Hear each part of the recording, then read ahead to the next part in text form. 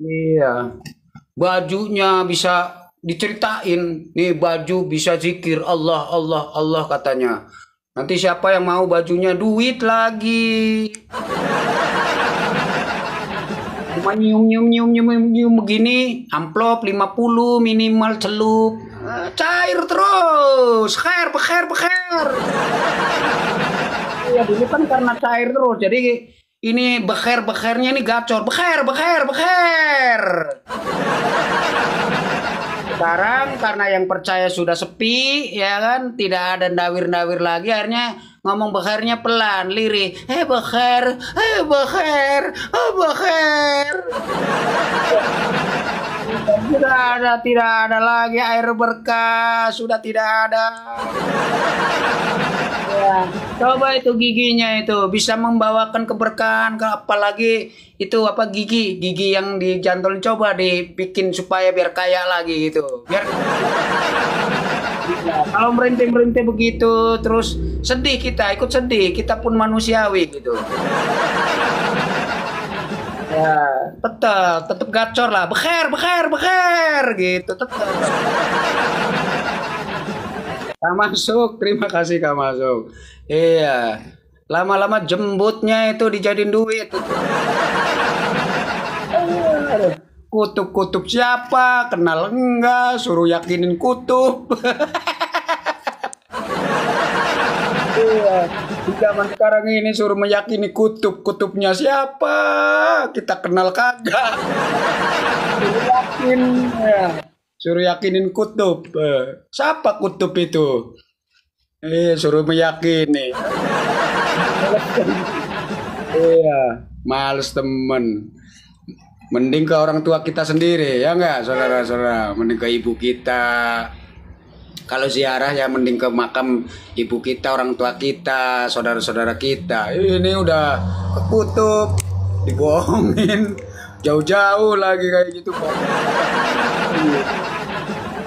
Bayin berkah ya yang jujur, berdoa, sholat-sholat sunnah duha, ya kan, perbanyaklah istighfar, perbanyaklah baca sholawat. Iya, berdagangnya yang jujur. Kalau kuli kayak saya, kuli yang jujur. Kalau apa ngukur-ngukur meteran, apa ya yang sesuai meterannya. Kalau bisa kurangin nggak apa-apa. Yang penting jangan dilebihin. Begitu, itu insya Allah. Iya, bukan malah ciumin gigi. Gigi diciumin. Cipok-cipok cucrup. Aduh. Ngaku-ngaku cucu ujung-ujungnya ya kamir tetangga dimakan. Modus.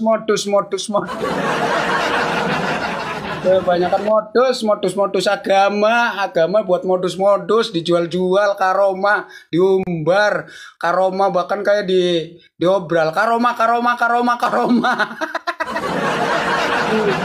Modus, banyakan modus, jangan percaya saudara-saudara.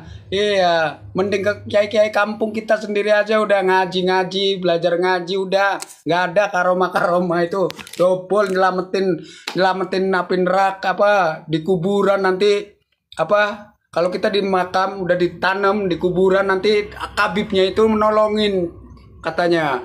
Kita lagi ditanya sama malaikat, man robuka karena kita jadi mukibinnya. Nanti si Kabib ini masuk ke kuburan, slup gitu, menghalangi antara kita sama malaikat. Malaikat, jangan banyak tanya, ini kipin aneh ini, sahabat aneh. Udah sana jangan banyak tanya kayak gitu, percaya. Nggak masuk, akidah double itu udah nggak masuk. Iya.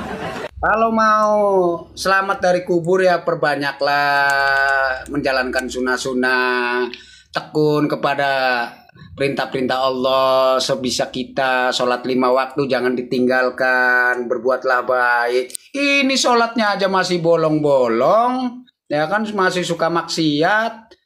Ini katanya bisa selamat dari siksa kubur. Bisa langsung masuk surga tanpa hisap. Ini perdobolan cap apa ini? Perdobolan cap apa ini? Apa yang tujuannya apa?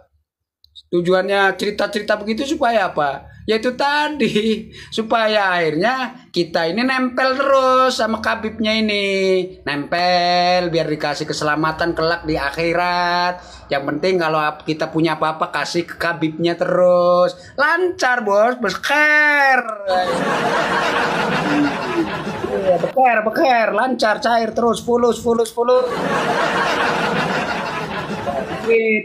Itulah cara jual karomah.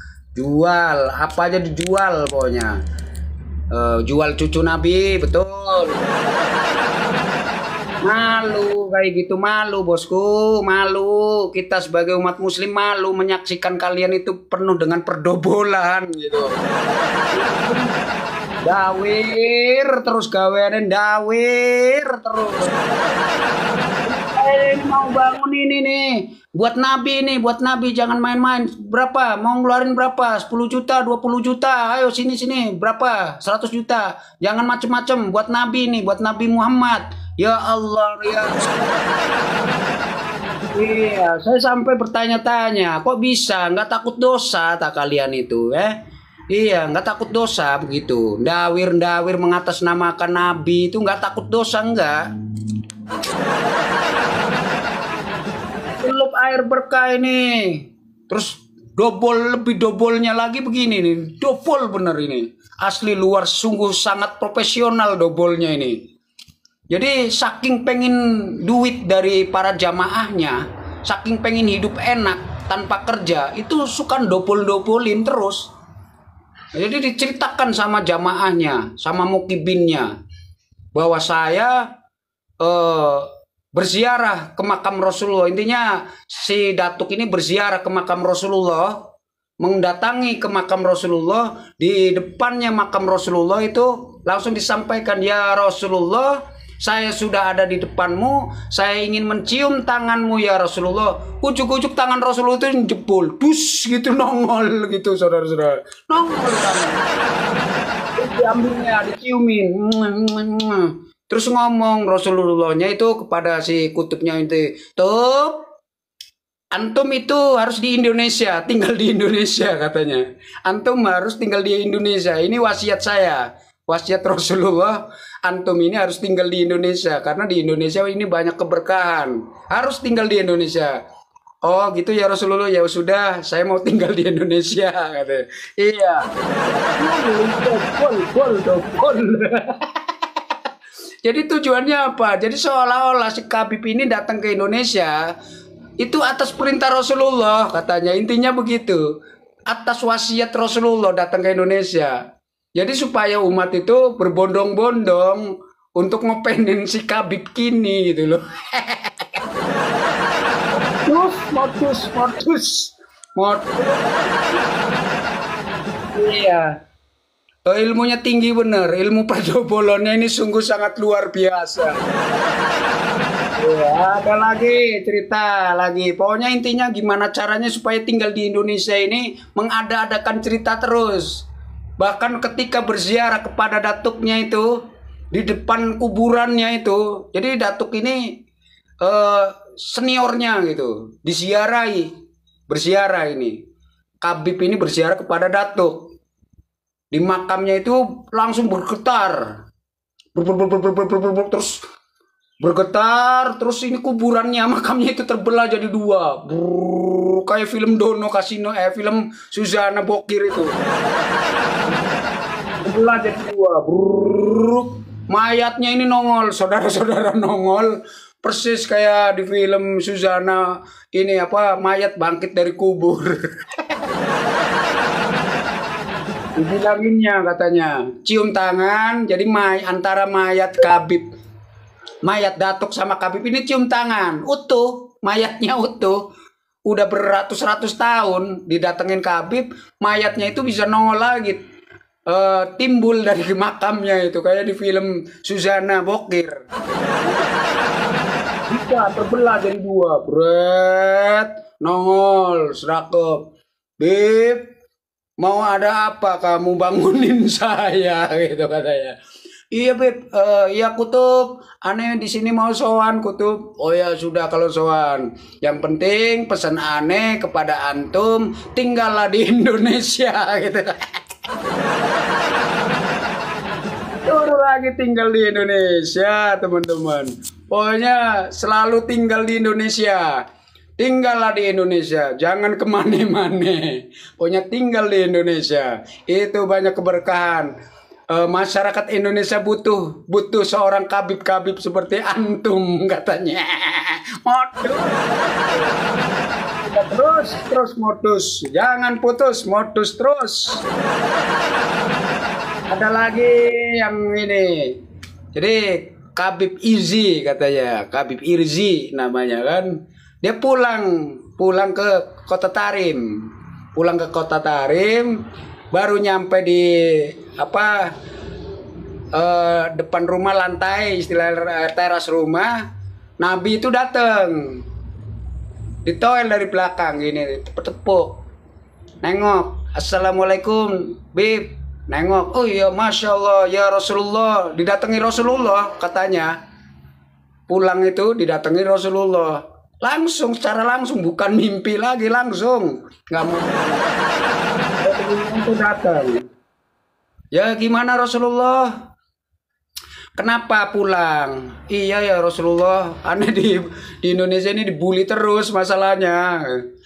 Udah, pokoknya jangan digubris. Pokoknya ente harus pulang ke Indonesia. Harus pulang ke Indonesia, ini wasiat dari saya. Akhirnya pulang lagi. Jadi intinya datang ke Indonesia lagi itu atas mandat dari Rasulullah. Itu perdobolannya ya begitu. Jadi penuh dengan perdobolan, modus terus pokoknya teman-teman. Bisaan itu, cara modusnya itu, bohongnya itu gede bener itu. Benar, atur cum. Iya, jangan percaya. Jangan percaya kurafat seperti itu jangan percaya. Mana mungkin gitu, nggak mungkin. Sesakti apapun nggak mungkin. Gini intinya, mereka itu memang selalu memberikan cerita-cerita kurafat untuk keyakinan kita diarahkan kepada datuk-datuknya gitu. Diarahkan ke datuk-datuknya. Suruh meyakini. Diarahkan, bukannya diarahkan ke tentang perjuangan para nabi, kisah-kisah para nabi, sunah-sunah nabi, tapi malah diarahkannya ke urusan ke datuk-datuknya. Bahkan ke Tarim. Apa-apa ke Tarim pokoknya. Di Tarim penuh kota kemuliaan. Kotanya para wali. Kotanya pokoknya Tarim terus yang di ini. Sampai saya begitu scroll HP, kalau udah nongol HP gitu, di Kota Tarim selalu jadi Kota Tarim terus sampai bosen saya ngomongnya. Ngumpulkan Tarim terus. Tapi nyatanya betah di Indonesia gitu kan. Iya, selalu memuja-muja, mengagung-agungkan Tarim, tapi kok nyatanya ente tuh betah antum. Kenapa kok betah? Padahal penuh kota kemuliaan. Doa tuh nggak ada yang ditolak di Kota Tarim. Doanya di kamar mandi aja langsung diterima. Kok betah di Indonesia? Karena sebab apa di Indonesia? Ya gitu tadi, bekher. Khair. Tuh sebabnya. Kalau memang di Kota Tarim itu penuh kemuliaan, penuh keberkahan, ya silakan gitu. Apalagi doanya nggak pernah ada yang ditolak. Apalagi yang berdoa itu kabib. Yang dia doa itu kabib langsung pasti diterima, ya kan? Mintalah kekayaan, minta apa, gunung emas kayak apa kayak, sudah di situ aja betah, udah nggak usah balik-balik lagi gitu. Kota Tarim terus, tapi tetap betah di Indonesia. Ini kayak mana ceritanya? Kayak saya nih, misalnya ke Singapura. Di Singapura enak, ininya cantik-cantik juga, misal ini betah, hidupnya enak, kerjaannya bayarannya gede, saya doanya selalu diterima, ya sudah, berarti di Singapura terus kan. Ini ceritanya tauram tarim terus, tapi masih nongkrong aja di Indonesia. Mas dilahirin terus di Indonesia. Kenapa? Iya, ngapain gitu? Oh, sanalah balik ke Tarim. Gitu.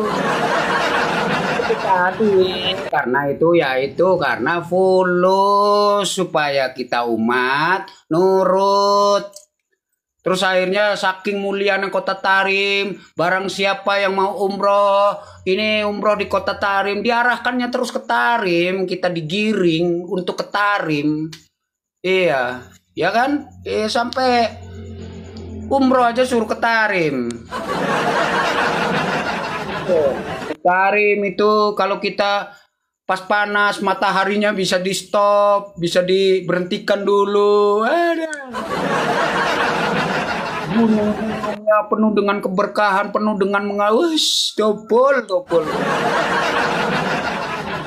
Itulah perdobolan itulah yang harus kita suarakan. Jangan percaya saudara-saudara. Iya, kita sudah punya kita mending ke ulama ustadz-ustadz kampung lah cara ini ya, ustadz-ustadz kampung yang selalu menceritakan riwayat-riwayat Nabi, mencikisah. Saya mending anak saya yang kecil itu, yang masih PAUD itu, ya, yang masih PAUD.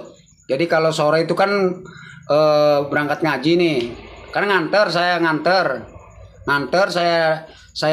nungguin kan. Mending itu asli ceritanya kisah-kisah para sahabat, kisah-kisah para nabi, ya kan, dikasih tahu anak-anak.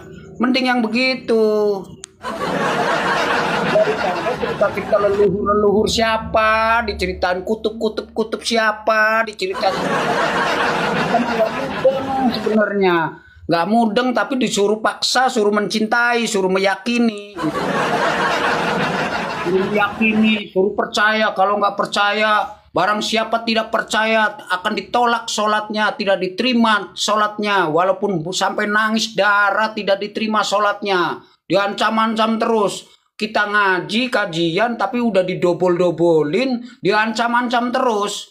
Itu mending saya dengerin itu Ustadz di kampung yang ceritain tentang sahabat-sahabat Nabi, cerita perjuangan Nabi. Lebih adem itu. Ini mah udah ngajinya dobol, diancam-ancam terus, barang siapa, neraka terus, diancam neraka, diiming-imingi surga, ujung-ujungnya amplop, terus kayak gitu. Ngapa?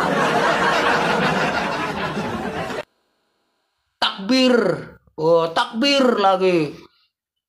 Udah itu, udah merasa ini, langsung tangkap, adili, takbir.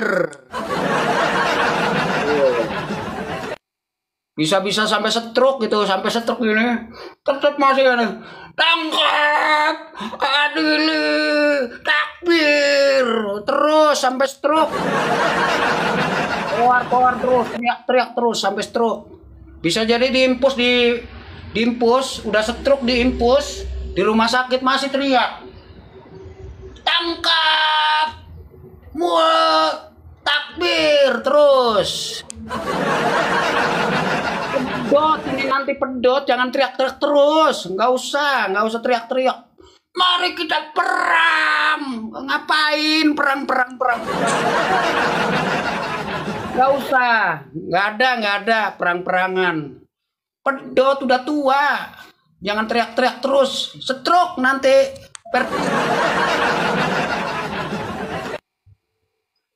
Dikit-dikit udah perang, sama stroke nanti, jangan teriak-teriak terus. Iya, lagi pula mukibinnya juga sih, malah ini dukung. Kami dukung imam besar, kami merasa di barisan terdepan. Apapun yang terjadi sama imam, wah, sadis temen. Iya, kayaknya penuh dengan keganasan, penuh dengan ganas-ganas kayak gitu. Buat apa? Damailah kita sebagai warga Indonesia gitu. Damai, rukun. Ini mah udah aki-aki suruh ngotot-ngotot terus, tambah para mukibinnya, mari kita dukung imam besar, kita tangkap ini, tangkap itu, tangkap, terus. Capek saudara-saudaraku, tiap hari suruh teriak-teriak terus kayak gitu, nggak enak, nggak asik kehidupan ente-ente ini sebenarnya, tegang kan? Iya, tegang. Hidup ini enjoy lah, santai. Kalau capek ya istirahat, lapar ya makan, ya kan? Leye-leye ya minum kopi, enak ini. Tegang terus. Pengen saya silaturahmi kepada antum-antum. Baru mau masuk room sudah, ini mukib ini. Mukimat. Tarik, mukimat. Waduh, nggak ada nggak ada rasa persahabatannya itu kayak nggak ada. Nggak bersahabat gitu. Baru nongol di roomnya. Dedi Tegal, mukimat, antek ini, congos nih, tarik, serem amat. Selau. Penuh dengan kedendaman begitu, nggak boleh lah. Kita harus hidup rukun, damai, tenang, walaupun kita beda pemahaman, ya kan? Kita harus tetap saling menghormati gitu loh. Yang kita suarakan ini kan bukan berarti kita benci, bukan, nggak ada kebencian kita ini, nggak ada kebencian di antara kita. Walaupun kadang-kadang udah saling caci maki, tapi nggak ada kebencian. Kita mencintai, sama aja. Saya pun pendosa, sama-sama. Cuma sudahilah kedustaan itu sudah. Yuk kita bareng-bareng, kan begitu. Indah rasanya gitu loh. Malu sama ini kaum sebelah. Malu gitu. Kenapa sih umat muslim ini kayak gitu terus? Begitu. Ya boleh lah. Oke. Bah, kalau soal Palestina sekarang menurut Abah gimana? Palestina ya kita harus selalu mendoakan terus. Harus, sesama umat muslim kita harus selalu mendoakan. Terus jangan berhenti mendoakannya. Urusan nanti apa-apanya kan Allah. Ini kan takdir sudah. Ya kan? Ya kalau kita ada sesuatu kita bantu. Ya begitulah. Kita bantu.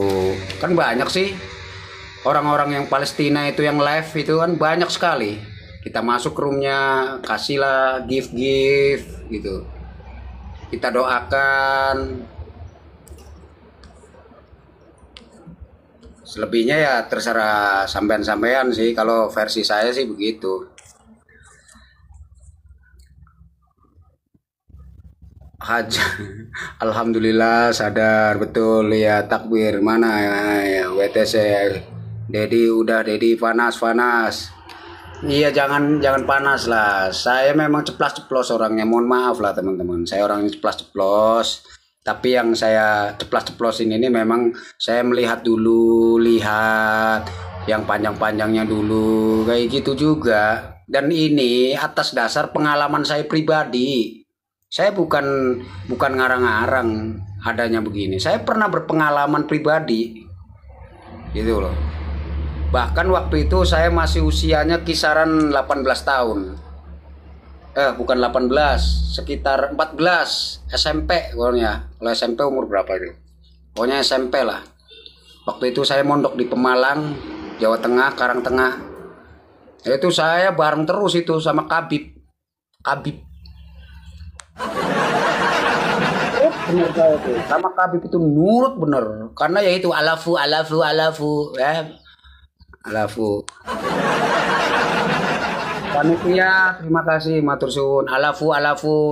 Nanti datang ke rumah Harim. Mana Harim? Itu Harim siapa? Harim. Nah, bisa bicara gitu loh.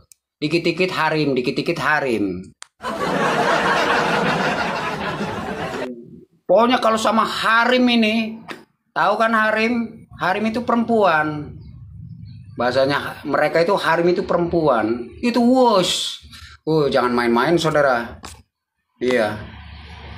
Biasanya itu kalau apa ya namanya, terjadinya ini ketika main ke rumah, ya kan, nanti si kita ini kan teriak nih, mah apa ke anaknya, misalnya ke anaknya lah, Lia bikinin kopi, ini ada Mang Kabib. Oh iya, nanti yang ngeluarin itu anaknya anaknya udah SMA, udah lulusan SMA, habis lulusan SMA lah, ngeluarin Kak Jai matur suwun, keluarin kopi, udah pakainya, ya pakainya agak ketat lah, pakai pakaian street gini, ininya bunder bulet bulet, bokongnya masih jentit, bawa nampan dikit dikit dikit dikit dikit, nganterin. Nah, saya kan memperhatikan wajahnya si Kabib ini. Saya perhatiin wajahnya. Nah, langsung pura-puranya ngambil rokok si Kabibnya ini sambil gerik.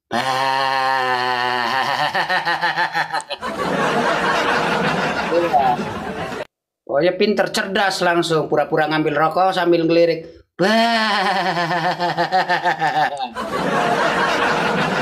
Mana tahan, ya kan? Nah, nanti jarinya ini nyolekin ke saya, cuik cuik cuik cuik cuik. Nanti saya, aduh ada bapaknya kan, gimana? Dicuik colekin apa jari kakinya ini dijepit-jepitin ke saya, tuik tuik tuik tuik. Nanti saya pura-pura, waduh ini. Nah, nanti habis itu dia udah target nih. Wah, saya pun ya saya akui, bodinya bagus, masih kenceng. Zaman-zaman itu kan kenceng ya kenceng bener kan? Iya, kenceng ya kenceng bener. Bulet, ininya bulet, merengkel kan. Saya pun ngeliatin ya, nggak mau napik. Cuma sibuk bener ini si Kabib ini, sibuk gitu loh. Sibuk colak-colek, gerusak-gerusuk. Aduh, ini si Kabib malah. Nah, udah itu bapaknya masuk, entah ngambil apa gitu. Nanti masuk dulu ya, masuk sibuk lah. Siapa namanya?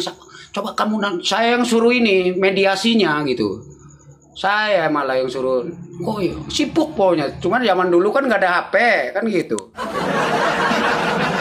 Zaman itu. Nah, nanti sibuk, pulang sibuk. Pokoknya nah, ya udah tenang aja, tenang nanti. Saya yang rajin ke rumahnya akhirnya. Mulai antara si Kabib ini sama bapaknya nanti kena gitu, luar biasa memang ininya, memang luar biasa, kena saudara. Nah, ini bisa nyata di zaman saya waktu dulu. Kenapa saya bisa menceritakan seperti ini? Karena memang nyata. Iya. Itu kalau sama Harim itu gila itu. Ya memang nggak semua. Saya kan nggak mengatakan semua dong. Cuman memang dalam faktanya banyak sekali korban. Bahkan ada satu Kabib yang terkenal itu, yang sudah kondang itu korbannya itu sampai 1 losin lebih, perempuan itu. Istrinya sendiri yang menceritakan. Iya, itu memang banyak benar pokoknya. Sibuk pokoknya. Kalau udah lihat Harim,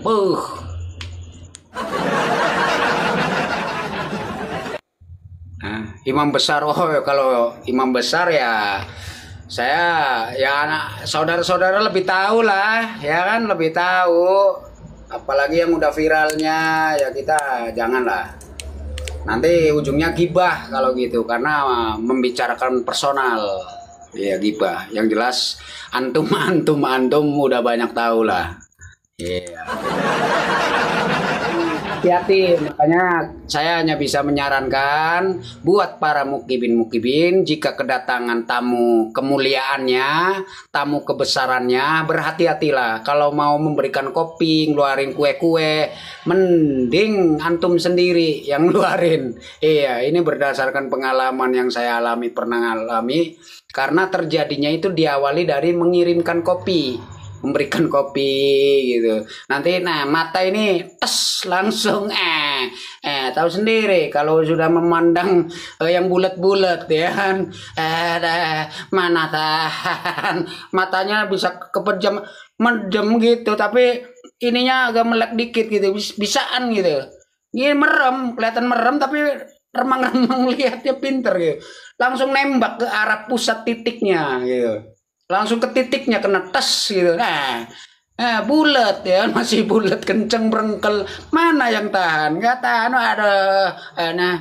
Pengen syafaat enggak? Pengen masuk surga tanpa hisap enggak?